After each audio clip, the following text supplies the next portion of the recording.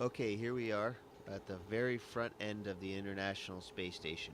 This is the forward end of Node 2, and this is right behind this hatch is the PMA, the pressurized mating adapter, to which the space shuttle docks whenever the next space shuttle comes.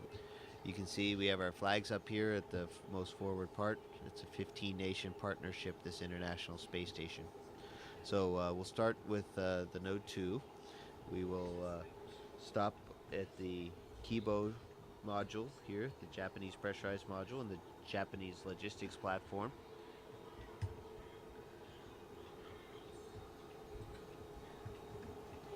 We'll stop back there in a second. We'll take a look in the Columbus module, pride of the European Space Agency, and our pride too. And then you can look down the stack, and you can see several other modules, and even into a little bit into the functional cargo block, the FGB, and then the service module. So it's a really big space station that we got. Welcome to Kibo. Please enjoy and relax in this brand new, the most spacious and quietest room in the ISS.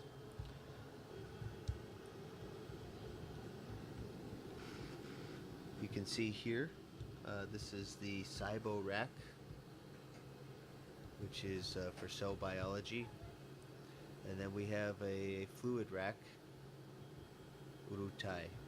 So these are the two main Japanese science racks that are up here now. There's more that are coming.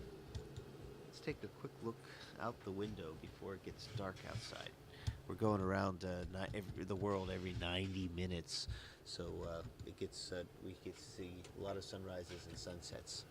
Oh my goodness, it's beautiful out there.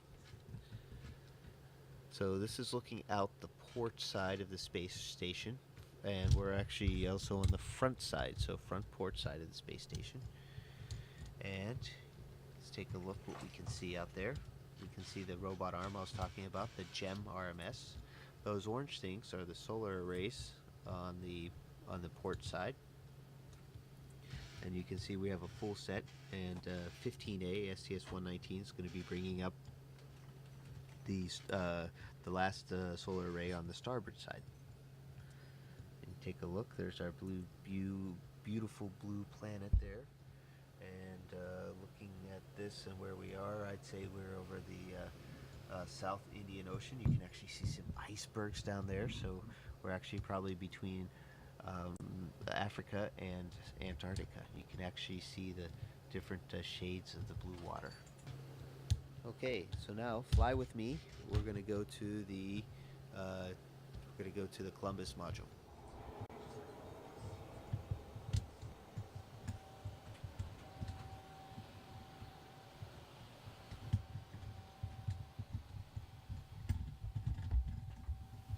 Here we are in the Columbus module.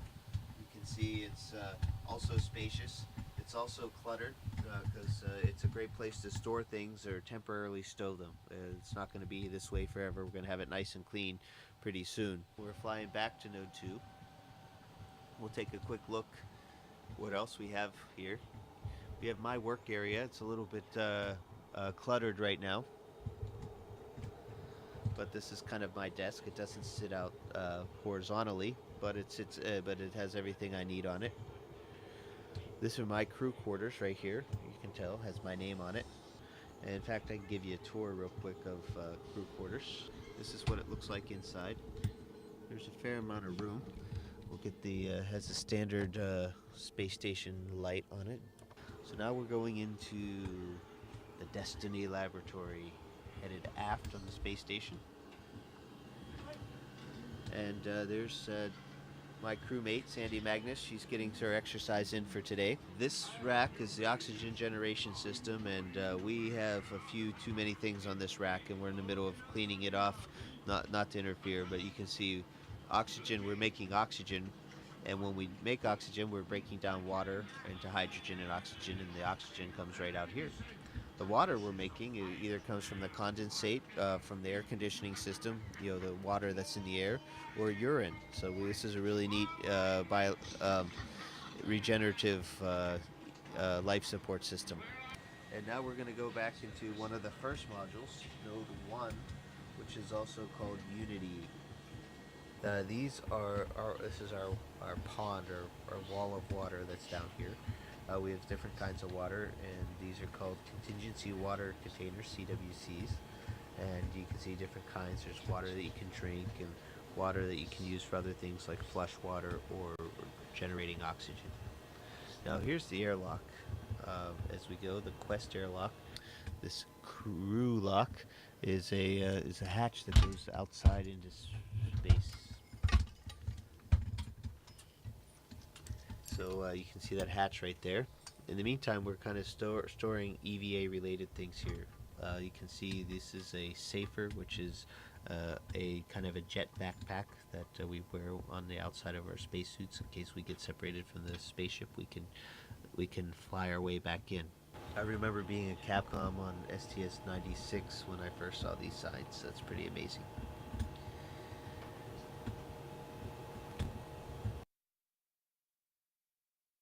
And we're floating into the Russian side of things.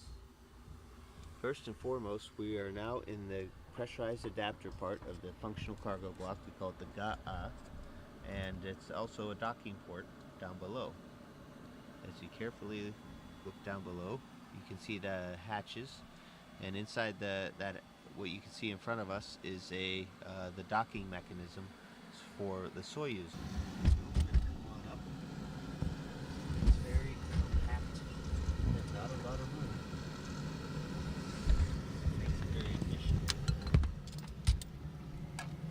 Now Yuri's been busy unloading the Progress. We just finished an EVA, so things here in the functional cargo block are very functional right now and very cargo-y.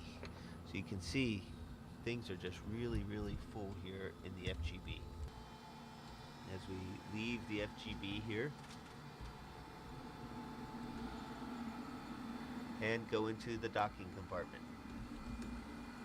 Docking compartment is another one of those vertical looks,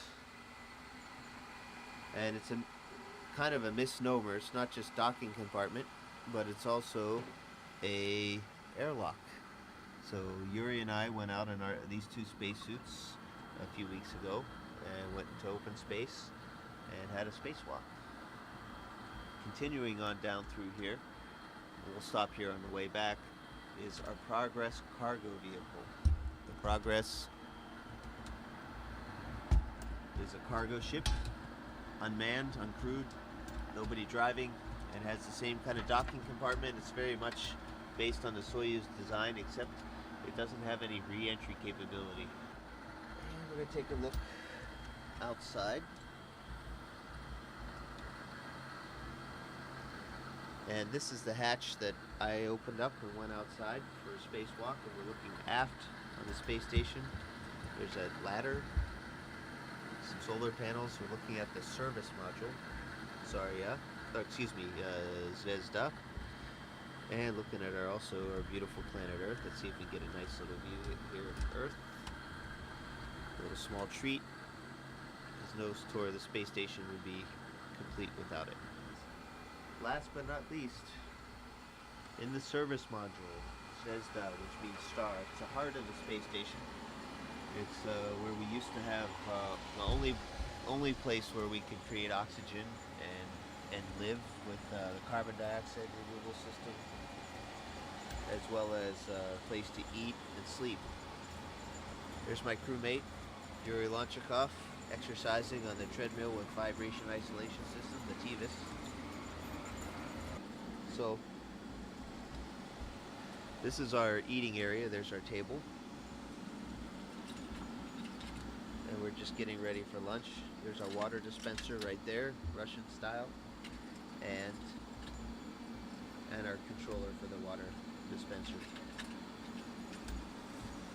There's Yuri's room off to the side. You can see he has a sleeping bag right there hanging on the wall, and a computer right here so he can call on the telephone, write email, and read books, and relax in the evenings a little bit, because we have long days up here. This is a surprise visit that you guys are paying on us today, so things aren't cleaned up, but they're real. This is exactly how we work and live in space. And that'll wrap up the tour. This is the International Space Station. A very good example of what human beings can do when we work when we work closely together.